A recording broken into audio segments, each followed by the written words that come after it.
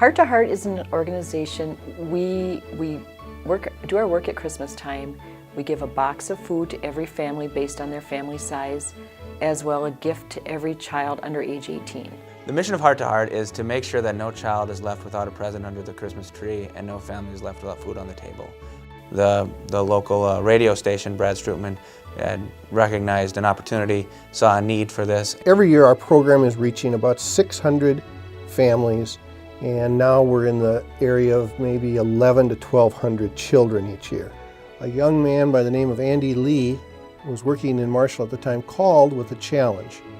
And he said that the company where he worked would match dollar for dollar any donations to the food shelf. And in about 2 hours' time, I think we raised like $1,800. And we were overwhelmed by the response. We got in the car and we're driving up to our family for Christmas, and we're talking about this, how quickly and how easily the community responded to this plea. We recognize that one of the reasons is it was Christmas Eve and people are moved. The spirit of the holiday, the story of the birth of Christ, it moves people. And that's how it started. That first Christmas of 1986, I believe we provided a food box for something like 480 families and gifts for 700 and some children.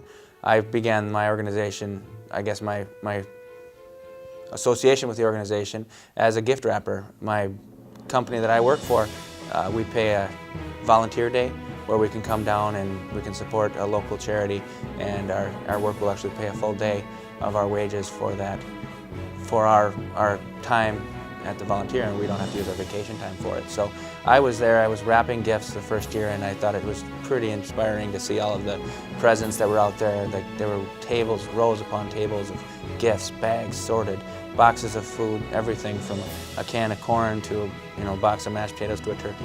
So they were getting everything that they needed for that food box.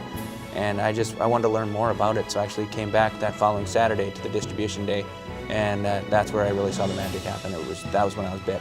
I knew I wanted to be involved with it. And we started the Armory on a Monday, and by that Saturday we're doing distribution. So we walk into an empty Armory, and by Saturday at 4 o'clock everything's empty again. We have some people line up volunteer drivers, where those drivers will do deliveries to the elderly and the disabled. We've got people who come in and they sort gifts. So they're sorting into the age groups. We try to do a specific amount per gift, and that means combining smaller gifts to make a bigger gift sometimes. And then they're separated into age groups and either boys or girls. We've got people who come in and wrap. We've got people who, kind of in the initial planning stages, different people have they set up different volunteer things. One of us lines up the Schwann's guy who brings in the boxes that we pack our food in.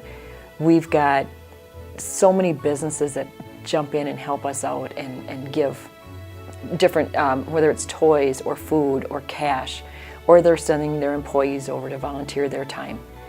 We've got the elementary kids that make ornaments and those a lot of times go in the elderly boxes or the family boxes. So there's just so many roles. I mean, just options.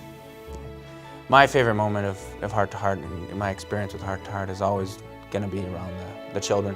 Seeing everywhere from the children that are receiving their gifts, they can see their box and they can food, and then they also see the gifts sticking out of the top and they want to look at it right now, but they have to wait till Christmas. But it also has to do with the kids that are helping out. I'm very involved with the tours, and when we have 4th grade and 3rd grade students coming from all of the various elementary schools, we'll take them around a tour, and we'll have them visit all of the different stations. So they'll see all the gift wrapping, the sorting, the boxes of foods, and then we'll take them to the peanut bags where they've actually hand painted the bags. So we'll say, have you seen these? Does this look familiar? And then their eyes will light up and they'll say, I did that one. A lot of our support comes in checks for $20, $25, $30, which we like, because that means the whole community has bought into the program rather than having a couple of $10,000 checks from just a couple of big players. So when a recipient comes in, they have 2 pieces of paper, one that says the size of their family, One of the volunteers gets the appropriate size food box, and we have food boxes for families of 1 all the way up to families of 14.